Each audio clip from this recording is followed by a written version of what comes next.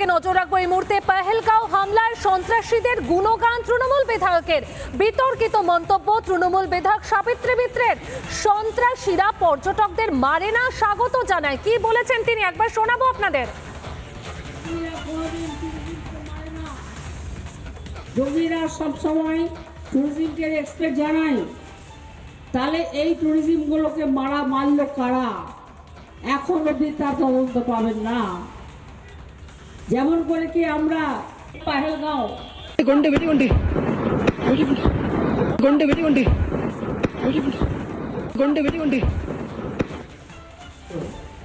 কিন্তু সেখানে কেউ এলো না।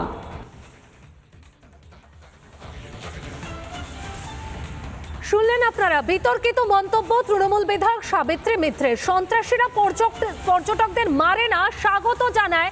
সন্ত্রাসবাদীরা পর্যটনকে সম্মান জানায়। আবারও শুনুন তিনি ঠিক কি বলেছেন। জঙ্গিরা কোনোদিন ট্যুরিজমকে মারে না, জঙ্গিরা সবসময় ট্যুরিজমকে এক্সপেক্ট জানায়, তাহলে এই ট্যুরিজমগুলোকে মারলো কারা?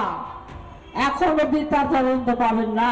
পহেলগাঁও 22শে এপ্রিল যে ঘটনাটা ঘটেছিল, সেখানেও রক্তাক্ত অবস্থায় তারা পড়েছিল, কিন্তু সেখানে কেউ এলো না।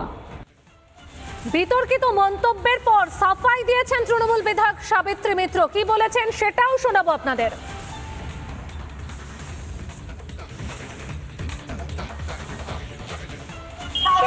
এরকম কথা যেটা বলছে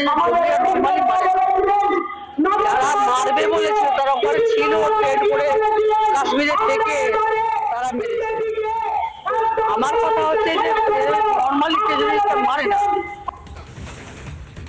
দলের বিধায়কের পাশে দাঁড়াবেন মমতা? যেভাবে বিতর্কিত মন্তব্য আমরা দেখেছি প্রত্যেকেই পহেলগাঁওতে, যেভাবে বেছে বেছে হিন্দু পর্যটকদের গুলিতে ঝাঁঝরা করেছে সন্ত্রাসবাদীরা, আর তাদেরকে বলছেন সন্ত্রাসবাদীরা পর্যটনকে সম্মান জানায়, সন্ত্রাসবাদীরা পর্যটকদের মারে না, স্বাগত জানায়। এমনই বিতর্কিত মন্তব্য তৃণমূল বিধায়ক সাবিত্রী মিত্রের। আর সাংসদ খগেন মুর্মু এবং বিজেপি নেতা দিলীপ ঘোষ কি বলেছেন শোনাবো।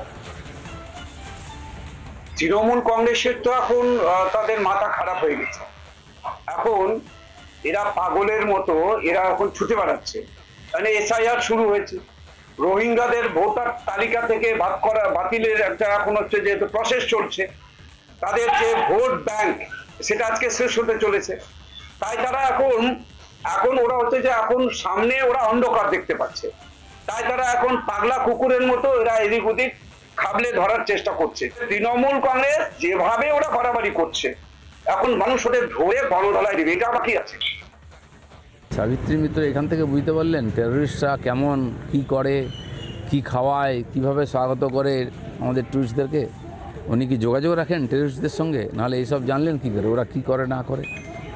উনি কি কাশ্মীরে গিয়ে দেখা করে এসছেন ওদের সঙ্গে, না হটলাইনে যোগাযোগ আছে? জনপ্রতিনিধিদের চিন্তাভাবনা করে কথা বলা উচিত। রাষ্ট্রীয় যে স্বাভিমান, রাষ্ট্রীয় সুরক্ষার ব্যাপারটা মাথায় রেখেই কথা বলা উচিত। নানা ধরনের কন্টেন্ট দেখার জন্য লাইক করুন, শেয়ার করুন আমাদের ফেসবুক পেজ, সাবস্ক্রাইব করুন আমাদের ইউটিউব চ্যানেল।